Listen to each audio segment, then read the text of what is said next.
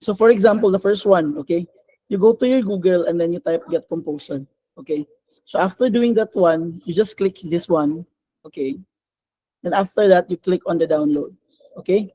Now in the download dayon, you'll be provided if you would want to have it installed bitaw nga katugaling the manual way, ay katugaling the setup.exe way, or you'll have this one. Now, ang akong what I will encourage you guys is that you install it using your terminal. Okay? So for example, I have here na sad another documentation coming from WikiHow. Okay, wait muna ha. So for example, this is actually a guide on how to install. Okay, this is how you will install your composer. So it needs to have a tawag dito, it needs to have a it needs you to open your terminal. So your terminal is actually yung CMD ninyo bitaw. Ito inalito ang forma niya. Inalito yung forma niya. So you can get that one if you open your, for example, if you're in Windows, and then you press Windows R and then you type CMD. Ito yung lalabas. Okay? So, so what you will do is that from the composer, ito, from the composer, you copy this one, copy mo yan. Okay? You copy this one, and then if you notice here on the WikiHow in the process is that they will you need to copy this one. You open your tawag dito.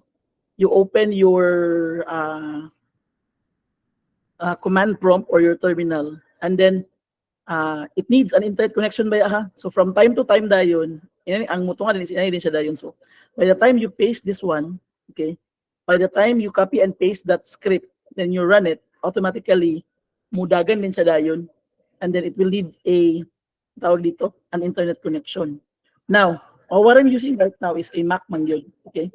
So for example, ito, wait lang ha, ako i-share sa inyo ha. So you will know if sinagali, you will know if you have already successfully installed a composer if you're able to sinagali call the ano, sinagali you are able to call its version, okay?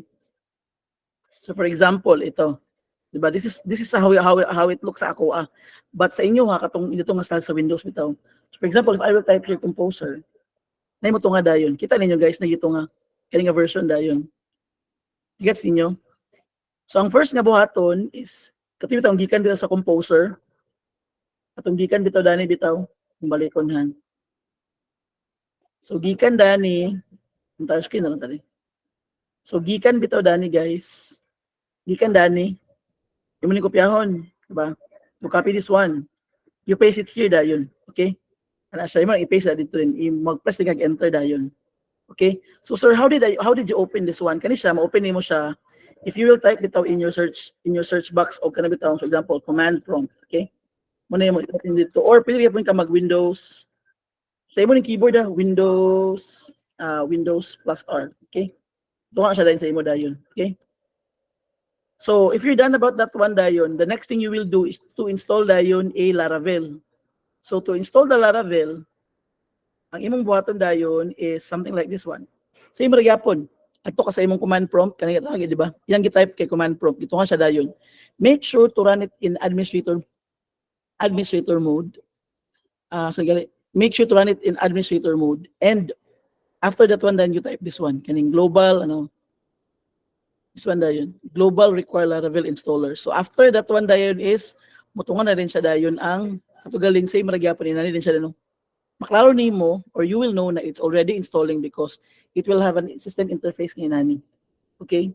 And after that one dayon, I think in Windows you are required to restart your computer.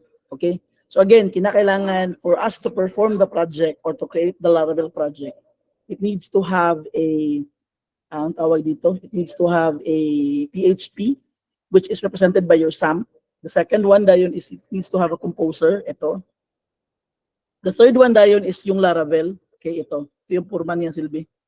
So all of them or the two of them, yung composer and Laravel, it's installed using a terminal or command prompt. Sir, is there any other way? Yes, there are other ways, but then I would want you to use this kind of way because your most of our activities will involve in doing something like this one. Okay, So mas mayon nang as early as now ma-expose na mo daan. Okay, do you get me? Ginabe? Thumbs up if you have understood my instruction. Okay, very good. Sige. Now, I will try, not I will try, but I will open yung Virtual Studio Code. Okay? So ito yung Virtual Studio Code natin. So just like what I mentioned, we will not use katugaling we will not use what do you call this one? Notepad++. We will be using our tawag dito, our Visual Studio Code in performing our Laravel projects. Now, the first thing that we need to do is to create muna a folder. Okay, you can actually create it using Virtual Studio Code, or you can have it manually. Like, but on my end, can you see this one? If I will click file, na nga wala. Hello?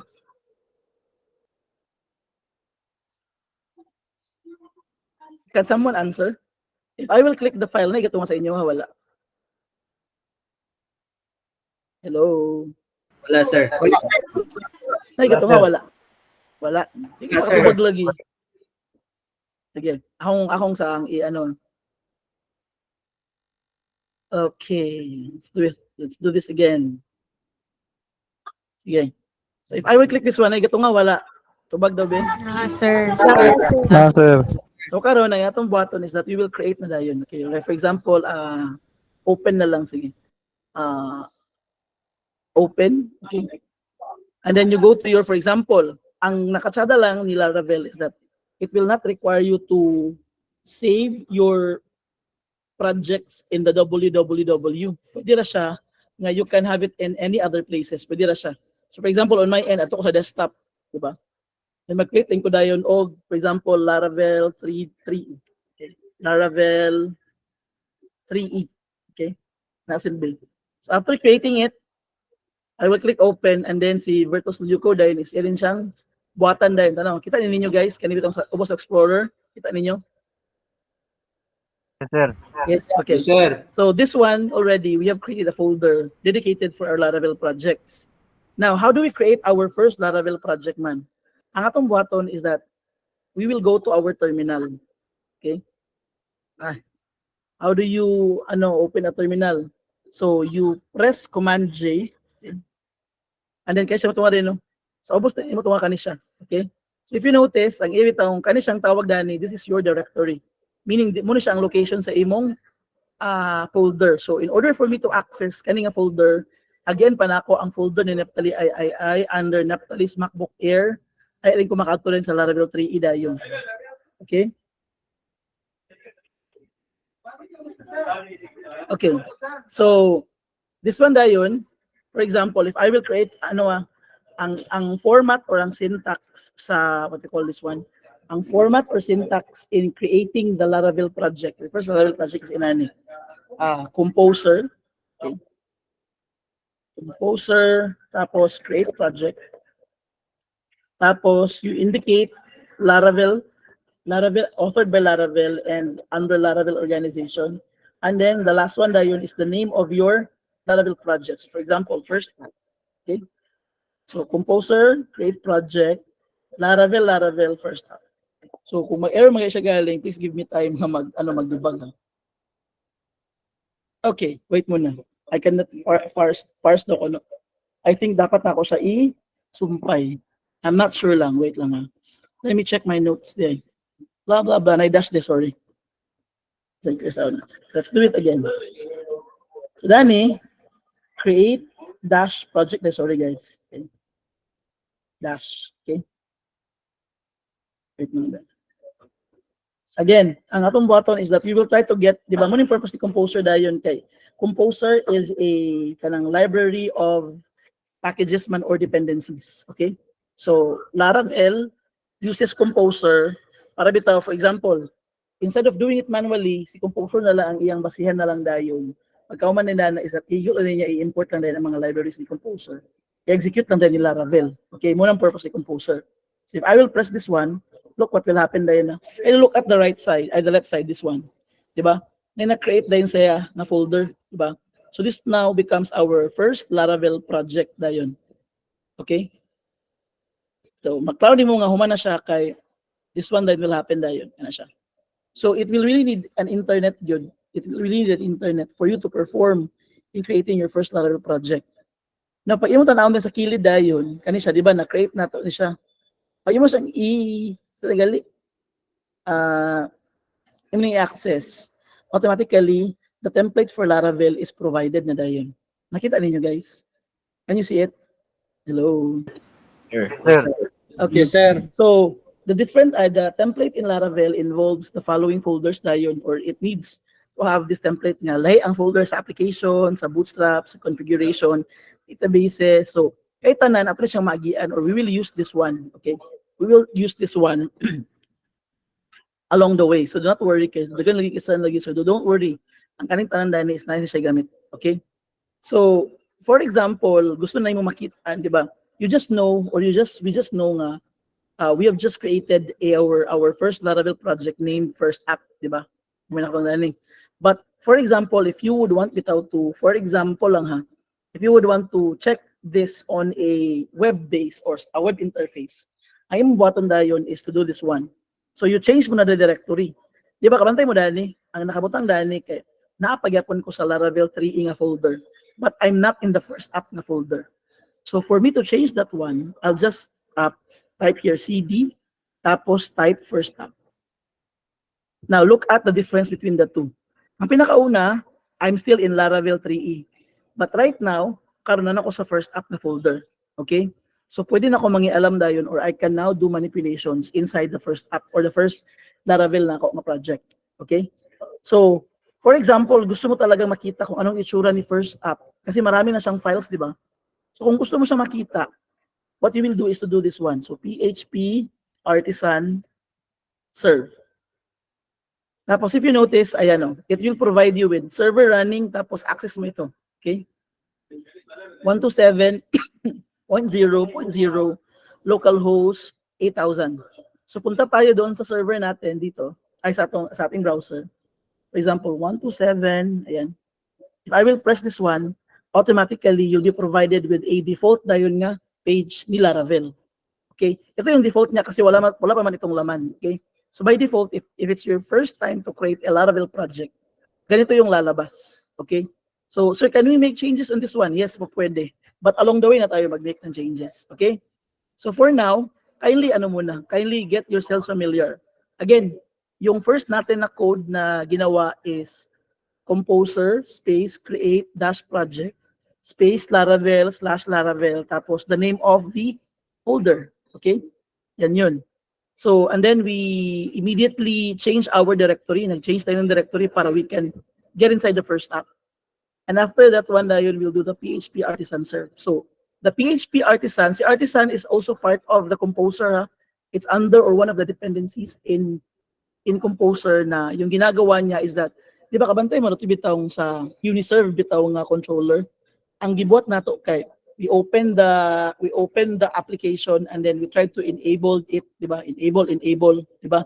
But in Laravel, you can just do that one in your terminal. Munang kumbaga one of the advantage on your end. Like you don't need to go to an application just to turn it on or to enable or to turn on the local server. So if kaya nato i-turn on ang local server, kaya po nato siya i-stop. So to stop, you just press Control C. For example, kanina ako Control C. Automatically, if I will refresh this one, I will no longer have access to the local server. Nagets ba? Yes, sir. Nagets ba? Very good. Okay. So questions muna before I will begin with the ano. Sige daw. Questions muna. May question ba? Sige daw, Ben. Do you have question? Okay, kung walang question, give me a thumbs up. Again, please make sure to follow the steps ba yaka. Although you will, wait muna guys. Okay, let's go back na. Pasensya ka na yung mga queries inside the house. Okay, so after this one dayon guys, di ba nakakita naman talaga to, di ba? Ato naman to na we have already established na we can create na our Laravel project as well as we can access it using our local server. The next thing that we need to do is to try to create routes. Routes provide us specific addresses on how to access multiple pages. So for example, di ba, in a website na magiging, for example, home, about page, contact us, di ba? We are to create that one. So in a normal way or in a manual way, ang ginabuhat nato is that mag-ano ta, like ano to, ma-open ta og one text editor, we save it as about page, we open another na po nga text editor, and then we, ano na sa dayon into ano, Ananda puno, wait mo na. area 1, area 2,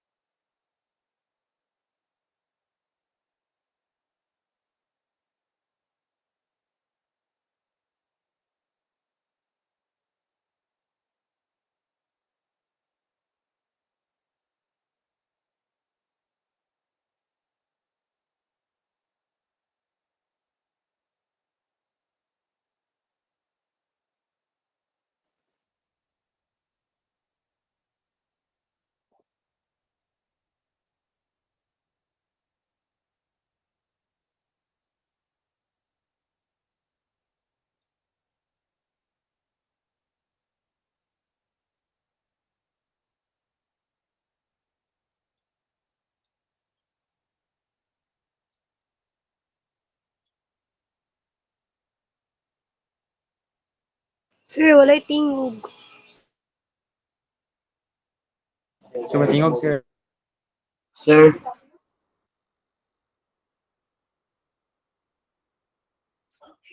Okay, so this one. Okay, kada, madungan ako ninyo. Kina sir. Okay, so again, routes provides us access to multiple pages or the multiple address bars of our Laravel project. Okay, now, if so how do we create Manlugar, sir, the routes or the different pages in our project? Yung first na gagawin natin is this one. You access your application, this one, and then you go click on the routes. Okay, after that one, you click on web.php. So by default, ito yung lalabas, di ba? Ito yung lalabas. So you don't need to worry about this one because these are the libraries provided by the Laravel na daan, okay? And then when we create the Laravel project, ito na yung binigay sa atin. Okay? So actually, ito yung first route na binigay sa atin. You kindly remember this one, di ba? Di ba na slash? So a while ago, the slash, not a while ago, but the slash signifies that this is our index file, okay? Ito yung index file natin. So, ibig sabihin, ito yung main page natin. Yung nakita natin kanina bitaw na red na web page, ito yung, this is our, kumbaga, this one is yung ginagamit natin to access that one. Okay? So don't worry muna yung sa return view kasi another topic will be provided on you or another discussion will be provided on that end. Okay? Now, what if I would create Lugar an additional route? Okay? What an additional route? So what you will do is that you just copy this one, copy and paste this one, and then, for example, create tayo ng, for example lang ito about page. Okay? About page. So no spaces. You can have dash, but then no spaces. So for example, gawa tayo ng H1. So, like for example, if I will access 127.0.0.01 8,000 / about page, ito yung lalabas. Okay? Okay. Ayan. Okay? So, ganyan, di ba? So, if I will run this, save muna natin na. Save natin. After that one dayon is, you start again. So, PHP artisan serve natin. And of course, go back tayo sa ating, tawag dito. Go back tayo sa ating tab. Ito. And if I will press this one, 'Di ba? Ito yung lalabas. Ito yung sa default natin, yung naka-slash bitaw. Ito yung makikita natin. But if I will have it here, kindly look at the address bar. Nakita niyo yung address bar, guys? Dili. Dili, sir. Dili, sir. Wait lang. Yung taas ko na lang gidi ay. Dito ba lang. Okay. You have it here. If I will slash tapos about page. Diba? Nakita nyo? Diba? This one is created na dayon automatically without doing anything. Yung route lang yung nilagay natin. But of course, this is just an example baya ha. Yung importance dito is ito. Okay? So this is a route. Okay, this is a route. Nakuha. Now after this one dayon, for example, gusto mo pang maglagay ng iba pang ano. So if there will be changes bitaw, like if you would want to make some changes, please make sure to stop the server. Okay? Stop mo yung server. Para any changes is imo siyang i-refresh na lang dayon. That's how I do it. Now for example, lagyan mo ng link kumbaga, like gusto mo na ibalik siya sa welcome page, di ba? So for example, this is about page tapos lagyan natin ng ano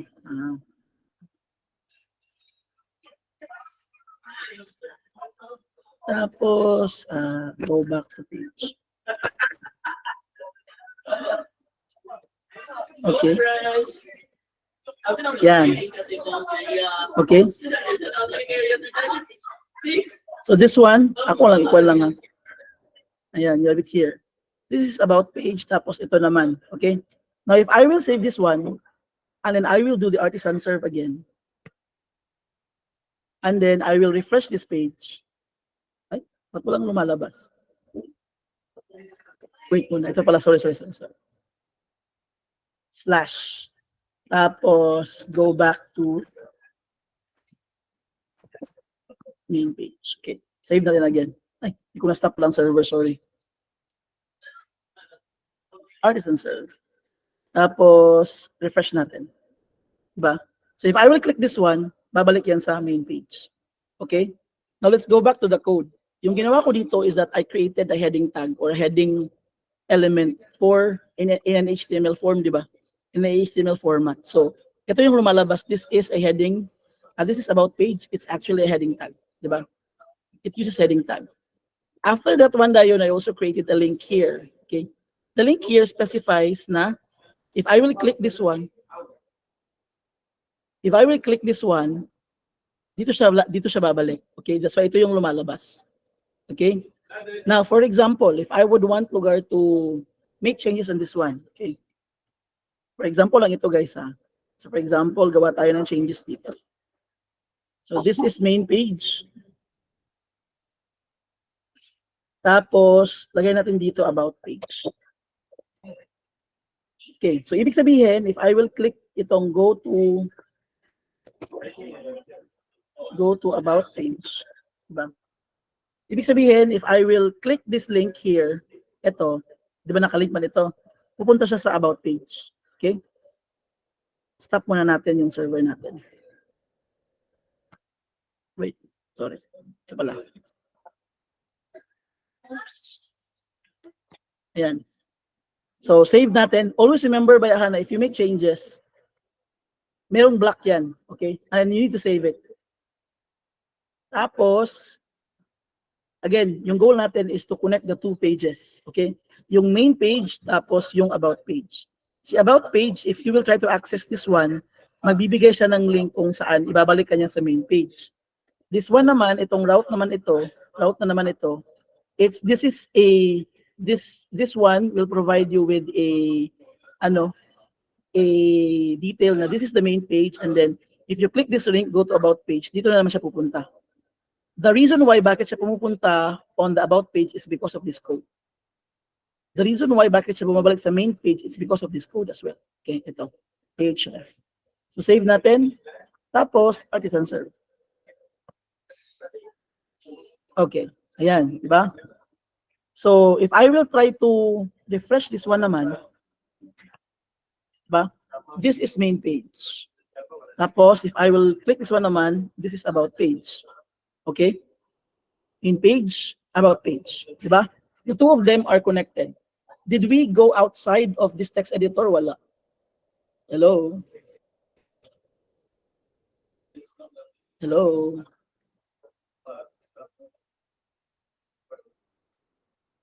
Malunggan ko guys, dili. Tunggan, sir. Tubag di pa katubag lagi ang 3E lagi. Oy. Di ba nakita ninyo guys, I just did the 2 pages using this one. Nagets ninyo? Yes, sir. Antay, di pa katubag ang 3E gina. Sige. Do we have questions? Do you have questions? Wala. So for now, kana lang sa akong iyapag sa inyo ha. And I have here your assignment. Okay. So for your assignment, guys, kindly listen. So, yes, we have a question. Yes, what's your question? Sir, guys. Guys. What's your question again? Sige, sige.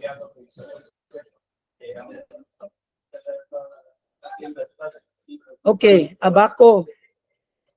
This one, oh. Ano siya? Wait lang. I will send the link sa inyong GC on katibitong sa WikiHow bitaw. Kindly follow it. So inani guys, ang akong gibuhat sa line section is that I provided them with the WikiHow. Sir, di na mo kakuha lagi. Okay, you kindly go to YouTube na lang dahil. Okay? Kaya para gid bitaw klaro sa ato. So you need to install it, you need to perform it, but I will not I will give you an assignment but I will not let you record it. Okay? Simple lang gyud ang pag-install man gyud, like igo mo mag-copy paste lang ito. Diba? So, let's now go to our assignment, okay?